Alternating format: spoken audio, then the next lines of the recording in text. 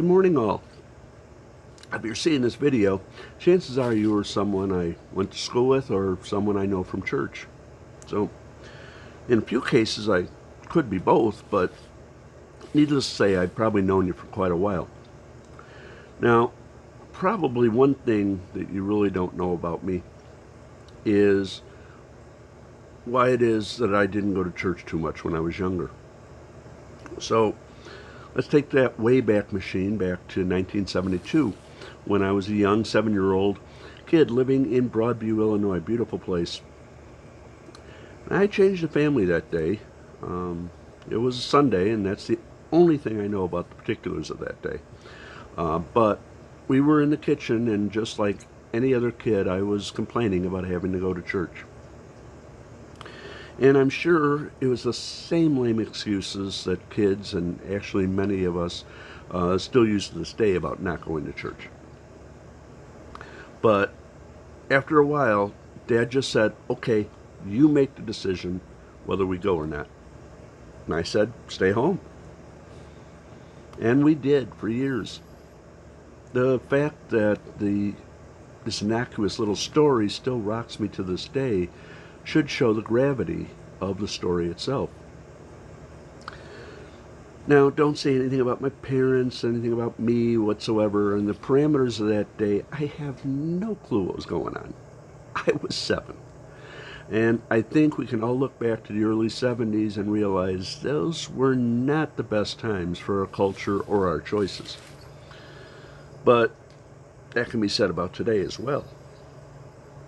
So, today, I want to turn my attention to something which not many really talk about or even pay real close attention, and that is why religion. I mean, the only place one gets to talk about things a little bit deeper is at a religious establishment or here in some sort of form of social media. Now, there's one thing the great majority of you, whether you go to church, synagogue, temple, etc., or even if you don't, we all have one thing in common.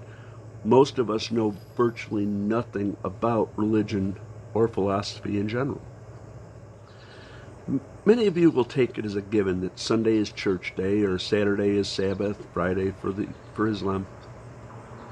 But why do we do these things? What are we looking for? What are we trying to understand? Now, the great majority of you, we have gone through life, and there has been a myriad of successes, a myriad of pains. We've had times of eating nothing but ramen noodles, and now we can probably go out and get a steak whenever we want it. For some time, there has been so many things in our lives. Some have been divorced, some remarried, some have had children, others no children for whatever reason. And we have dealt with all kinds of torments, the joys of life here on earth. Many of us have come close to death, maybe have died and come back.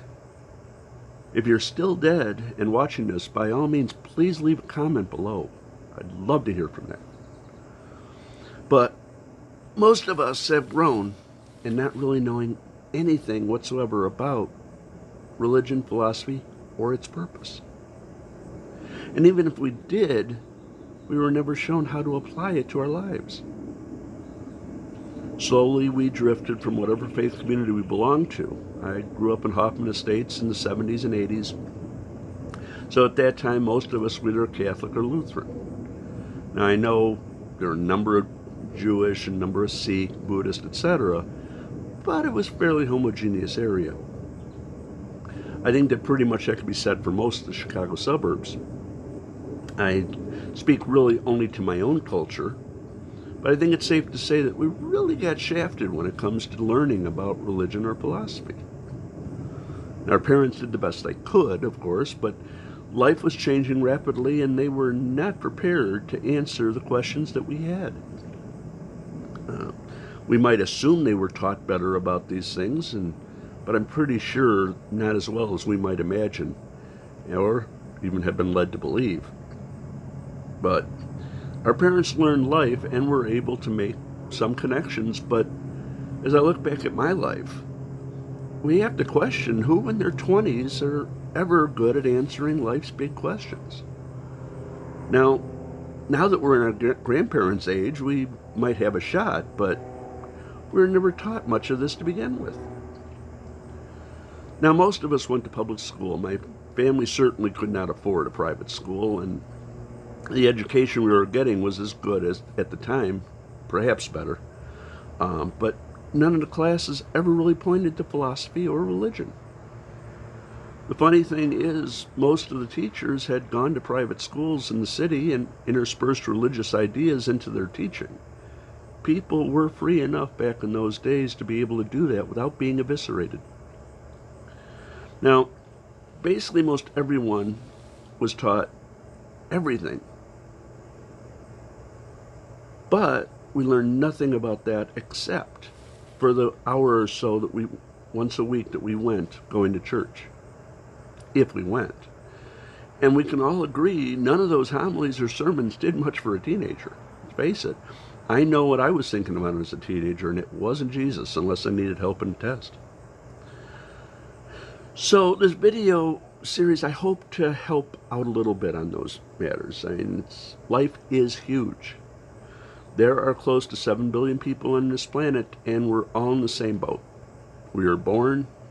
We've had various hurts, pains, been placed upon us by our family, our relationships, people we thought we knew stab us in the back. And then we have this wild perception that we're all perfect and the rest of the world is wrong. Of course, that newer generation doesn't respect us as we try to impart what we have learned. Oh yeah, and then we die. There is much more to this life, but we never were invited to explore it. So, let's go back to the basics. Why am I here? Where am I going? Now, these sound like impossible questions. They're big, no question about it. Every philosopher from long before the Greeks and the Far Eastern thinkers that we know of, they were thinking these things. People long before them were. They move from here into real-life applications, though. We have to get that real-life application. Depending on how badly you've been hurt, though, through life, this exploration allows you the freedom to explore these questions. So maybe the best place to start, past, present, future hurts, successes, joys, because that makes up the individual. See, everything we've ever been taught talks about the group, the culture, etc. But it's the individual that really matters to us. Yes, we care about others, but how we think about ourselves really affect how we love anybody else, including our kids, etc. So let's begin there. Whether we want to admit it or not, one of our prime motivators is what is the purpose of my life. There are many ways of thinking about this.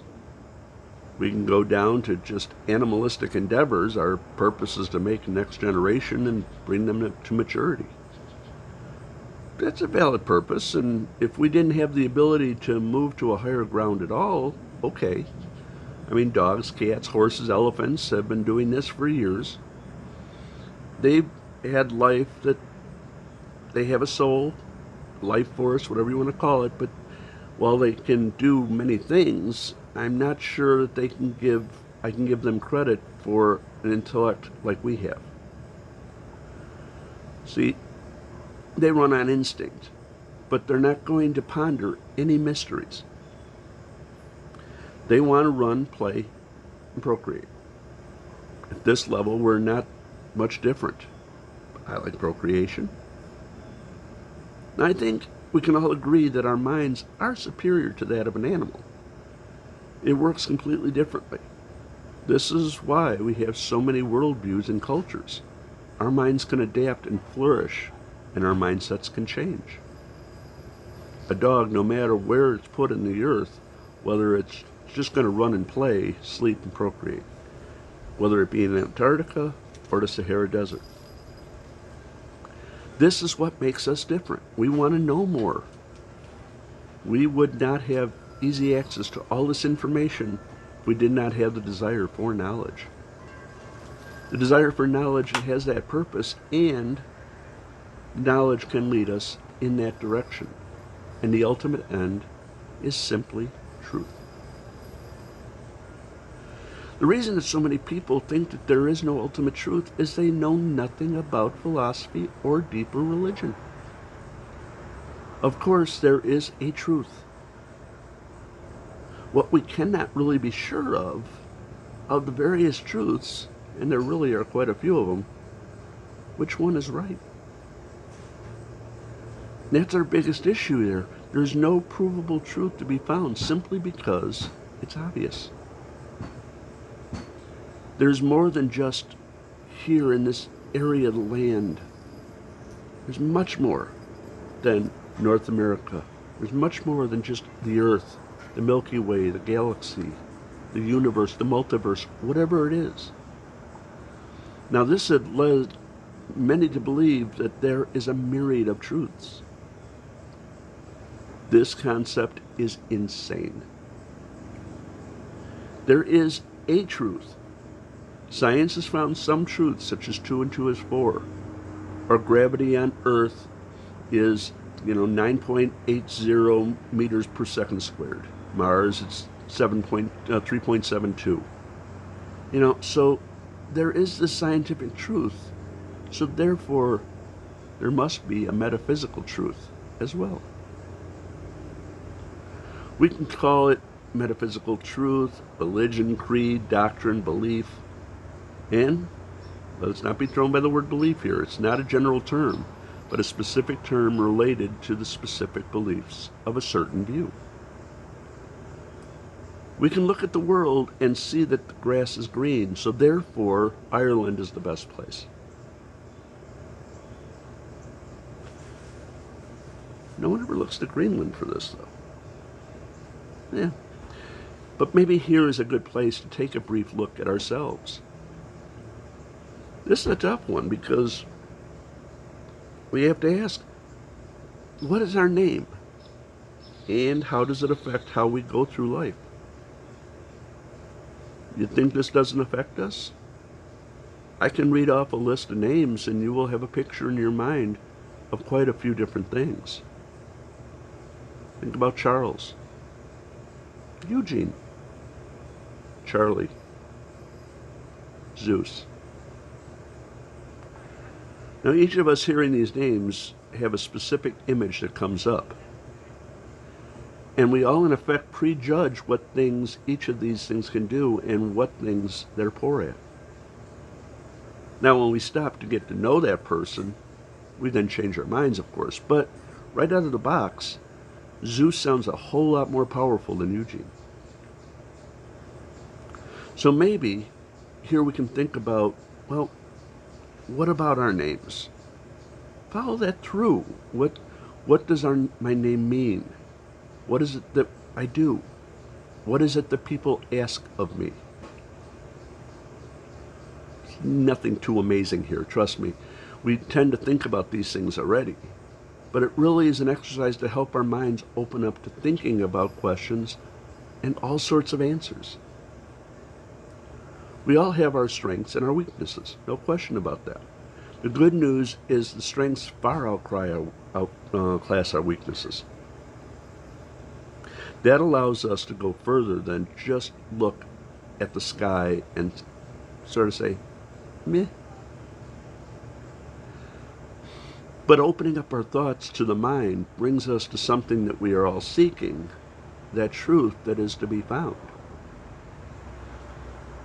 So that's what I'd like to explore during this next few this series, is take a look at life's big questions, how various ideas come to approach them, and what they all mean. Not going to be able to give you any deep answers. I'm not that smart. But by opening up the mind, being able to open up the concepts to think about these things, you'll be able to get closer, and that's really what our goal is here on life. So, anyway, I will see you next time. We'll talk a little bit more about definition of what religion is, spirituality, philosophy, etc. And that should get us started off in a nice place. So for right now, just think about your names. Think about who you are, what you're doing. And that should get us a good start on this series. So hope to see you again real soon. Thanks a lot.